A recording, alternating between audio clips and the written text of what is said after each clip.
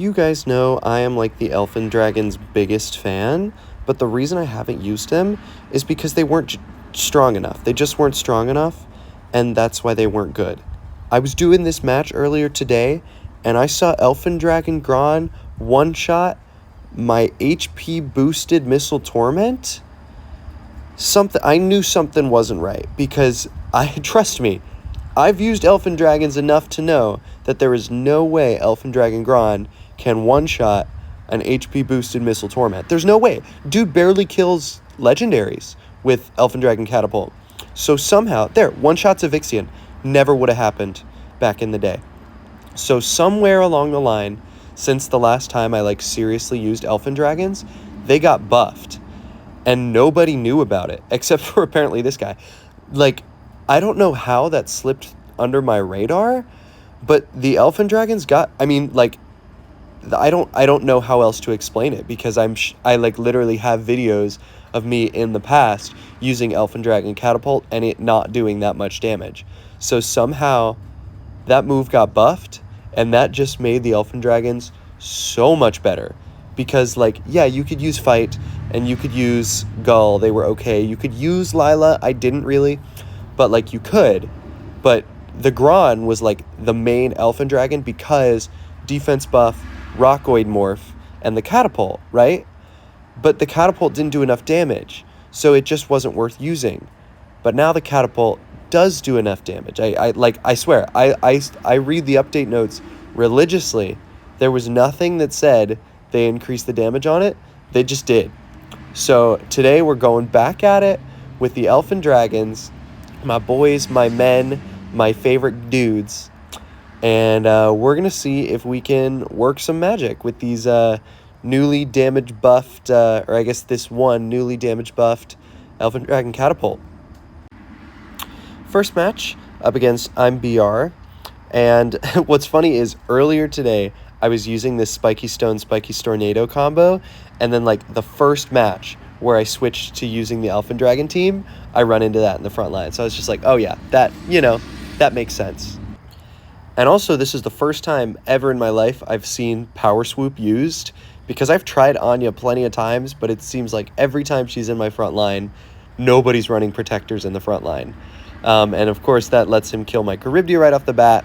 He gets to bind Firiel, who also, by the way, Firiel is everywhere nowadays. You used to never see her. I used to be the only one using her ever. And now that Devolve got the buff, she's everywhere. Everyone's using her. It's crazy. But now we've got our fight with Gull next in line. And he's got a Box Chomp on the field and a Spiky Stornado on the field. Spiky Stornado can't do much. And Box Chomp does kill the Rhino-El. Aoi can come in and will probably kill Vite, which is unfortunate, because he is the fastest sweeper, and I think I had him accelerated as well. But it's fine. I could probably cornered snipe. I wonder if I do the pullback. I don't. Oh yeah, because I could cornered snipe into this stun flash and then pull back Gull with Lila. Spiky Stornado still can't do anything, so I'm not worried about him. I don't think Gronn comes in before Take a Senshi. Yeah, it was close, but oh well. I did the pullback there, maybe thinking Gull would mark Take a Senshi, because I knew he would get a turn first. He's 70-something speed. But Take a Senshi can kill Lila now. Poison Chomp wouldn't have killed Gronn, but it doesn't matter. I do the knockback there, and there. Elfin Dragon Catapult kills a Charybdia. That never would have happened back in the day. But here we go. I'm not complaining. I've always loved the Elfin Dragons. I've always been their biggest fan. So I'm glad that they're viable now. It's awesome. This Celestine can't really do anything. I messed up his link with the Box Chomps. I could thought about doing a Blood Fury, but just went for the Rockoid Morph because I don't really need the 2 stun absorbers on the field. This Box Chomp, he doesn't want to detonate because he doesn't want to lose the Take a Senshi and Celestine. Piercing Blow does go around, but doesn't kill my Gull. Celestine here still doesn't have a target. He just could keep short stunning. I think at some point he tries to kill the Gull with, because it's just barely not in finishing snap range, but he goes for the Blood Fury, goes around. Chrono Killer's going to kill. Normally, Chrono Killer on Gull I know is a move that does not do a lot of damage, but on a squishy legendary with Element Boost, that will kill. Even like, I'm almost positive in my old Elfin Dragon video, there's a clip of me using the catapult on an Azuridos and it not killing. So obviously something's different here. Fire finally got her turn back from the bind. We're going to go ahead and devolve the Captain Canine, who I've also been seeing a lot recently. A lot of these like Link Water teams are throwing him in, which I tried. And my thing with him is, after you use, what is it, Show of Might or whatever that one move is, or I think they changed it to just Sacrifice Stun. I think Show of Might is just a husking thing. But like, he doesn't do enough damage with Blood Crave. You have to get a second kill before he can like really start killing people. I mean, he's just a super epic, but the Sacrifice Stun into raw Blood Crave isn't quite strong enough to be fully viable. But I've still seen him around. Okay, so we've got a Karma Chain Doomgoo. He could, yeah, takes off the shields, which is fine. With the first one, I kill the Trimagus. Second one here with Gronn, probably just got to eat the stun revenge from the Spiky Stornado, because I can just Rockoid Morph him immediately. Spear of Despair on the Raw. I do lose that Doomgoo, but it's okay because the stunning entrance from Coma Guard will stun people anyway. Take off the shield with the Chrono Killer. This one's pretty much over. Thinking about what I want to do, I decided to Rockoid more Firiel because she isn't doing much, and that brings in the Inugard with the sleep entrance, which luckily puts the Griff King to sleep. Not that there was really any question whether or not I was going to win this from here, but just in case, you never know. He just gives up before I get a chance to do anything with Inugard. Next battle, I'm against Test Sleep. I see what he's going for. Dulikon, you know, you don't expect the 1-star sleep monster. And he's got Nyx, he's got Firiel. Like I said, Firiel's everywhere. He's also got Luna. Cool stuff. Our Bustodon could kill my Charybdia. But luckily for me, I had the Gaia Wolf ready to kill off the Dulikon, because this front line wasn't really prepared to deal with sleep.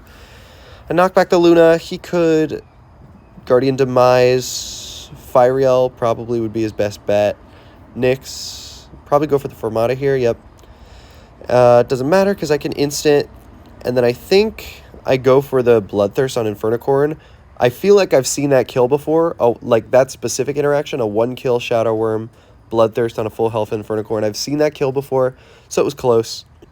There, unfortunately for him, the Arbogast Death Entrance kills off his Firiel. He just gives up. Next one against DMG Boop. I look at this front line. I'm like, all right, it's over. GG's. There's nothing I can do.